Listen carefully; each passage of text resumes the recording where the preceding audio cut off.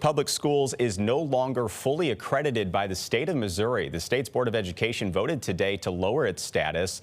This is the latest in a long string of problems for that school district. During today's Board of Education meeting, several issues inside the district were mentioned.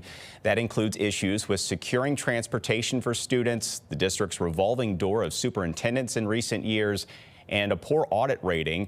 Just 2 weeks ago, the district failed for a third straight year to turn in its annual audit on time.